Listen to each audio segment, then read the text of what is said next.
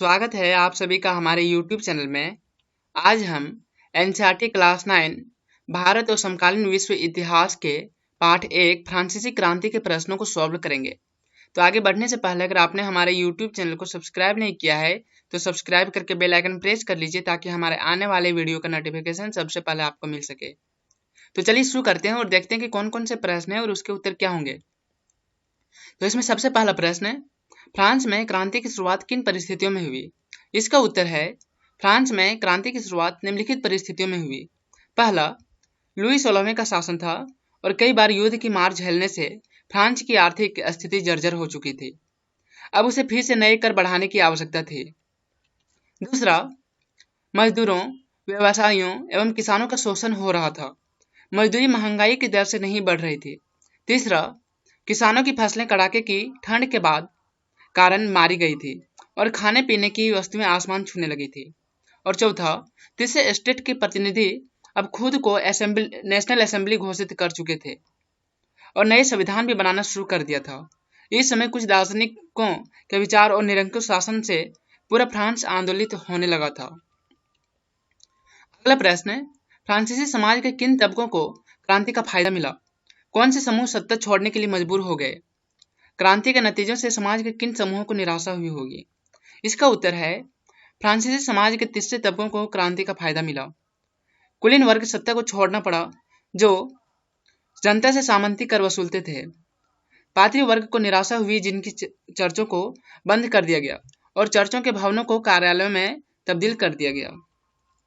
अगला प्रश्न है, 19वीं और 20वीं सदी की दुनिया के लिए फ्रांसीसी क्रांति कौन सी विरासत छोड़ गई?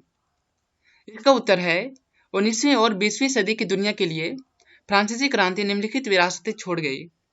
पहला, स्वतंत्रता और जनवादी अधिकारों के विचार फ्रांसीसी क्रांति की सबसे महत्वपूर्ण विरासत थे। दूसरा, विश्व के अधिकांश देशों के अंदर जहां इस तरह की क्रांति की आवश्यकता थी उन्हें फ्रांस की क्रांति से प्रेरणा मिली। तीसरा, अमेरिका, रूस और इंग्लैंड में भी इस क्रांति की प्रेरणा से क्रांति हुए और विश्व पटल पर आमूल परिवर्तन हुए। चौथा, इस क्रांति की प्रेरणा से विश्व के अनेक देशों में सामाजिक, राजनीतिक और क्रांतिकारी आंदोलन हुए। और पांचवा, इस क्रांति से तानाशाही और निरंकुश शासकों का अंत हुआ और विश्व जनमानस अपने अधिकारों की रक्षा के लिए आंदोलन को प्रेरित हुए। अगला प्रश्न है, उन जनवादी अधिकारों की सूची बनाएं जो आज हमें मिले हुए हैं और जिनका उद्गम फ्रांसीसी क्रांति में है। इसका उत्तर है, निम्नलिखित जनवादी अधिकारों का उद्गम फ्रांसीसी क्रांति में है जो आज हमें मिले हुए हैं। पहला, जीवन के अधिकार। दूसरा, अभिव्यक्ति की स्वतंत्रता के अधिकार। तीसरा, कानूनी बराबरी का अधिकार। और चौथा, स्वतंत्रता, विधि सम्मत समानता और बंधुत्व। अगला प्रश्न है, क्या आप इस तर्क से सहमत है कि सार्वभौमिक अधिकारों के संदेश में नाना अंतर्विरोध थे? इसका उत्तर है, सार्वभौमिक अधिकारों का संदेश वास्तव में अंतर्विरोधों से घिरा था। मनुष्य और नागरिक अधिकारों की घोषणा में कई आदर्श संदिग्ध थे। उदाहरण के लिए, कानून केवल समाज के हानिकारक कार्रवाइयों को रोकने के लिए ही अधिकार रखता था, जबकि अन्य व्यक्तियों के खिलाफ आपराधिक अपराधों के बारे में कहने के लिए कुछ भी नहीं था। आपको यह वीडियो कैसा लगा है हमें कमेंट में जरूर बताएं और अगर वीडियो अच्छा लगे तो इसे लाइक कीजिए, दोस्तों के साथ शेयर कीजिए और अगर आपने हमारे YouTube चैनल को अभी तक सब्सक्राइब नहीं किया है तो सब्सक्राइब करके बेल आइकन प्रेस कर लीजिए ताकि हमारे आने वाले वीडियो का नोटिफिकेशन सबसे पहले आपको मिल सके।